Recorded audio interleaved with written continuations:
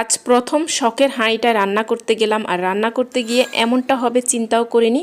খুবই মজাদার একটা ভিন্ন ধরনের হেলদি সকালের নাস্তার আইটেম রান্না করলাম। খুব সহজভাবে রেসিপিটা শেয়ার করব। সকালের নাস্তার আইটেম চাইলে আপনারা শেয়ার করে রেখে দিতে পারেন, যখন তখন রান্না করে বাচ্চা এবং বড়দেরকে দিতে পারেন।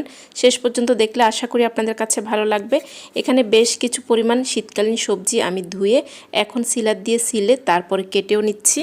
এই রেসিপিটা একেবারে আমার মতো করে নিচ্ছি, তবে অনেক বেশি মজার হয়েছে। এখানে হলুদ, ফুলকপি, পাতাকপি, গাজর, ক্যাপসিকাম, ব্রোকলি, টমেটো এগুলো নিয়েছি। মানে হাতের কাছে যে সবজিগুলো ছিল কেটে আমি রেখে দিয়েছি। আর চুলায় পাতিলটা সাবধানে একটা স্ট্যান্ড দিয়ে বসিয়ে কিছুটা ঘি দিয়ে ঘিয়ের মধ্যে সবজিগুলো ভেজে এখন পরিমাণ মতো পানি দিয়ে দিচ্ছি। আর 1 কাপ পরিমাণ পাস্তা দিয়েছি। পাস্তা সহ ভালো করে সেদ্ধ করে নিয়েছি। এখন সয়া সস, টমেটো সস, লবণ, টেস্টিং সল্ট, একটু চিনি, গোলমরিচের গুঁড়ো দিয়ে রান্না করে নিচ্ছি। এ পর্যায়ে 2 টেবিল চামচ পানির মধ্যে 1 চা চামচ পরিমাণ কর্নফ্লাওয়ার গুলে দিয়েছি। একটা ডিম ফেটিয়ে দিয়েছি। আর এই তো রান্নাটা কিন্তু হয়ে গিয়েছে।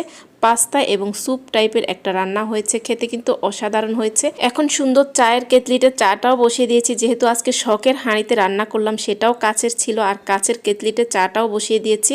আর এই স্যুপটা খেয়ে সবাই এত বেশি পছন্দ করবে আমি চিন্তাও করিনি। মানে শখের হাঁড়িতে রান্না করলাম আর শখের কাপে চাটাও খেয়ে নিচ্ছি।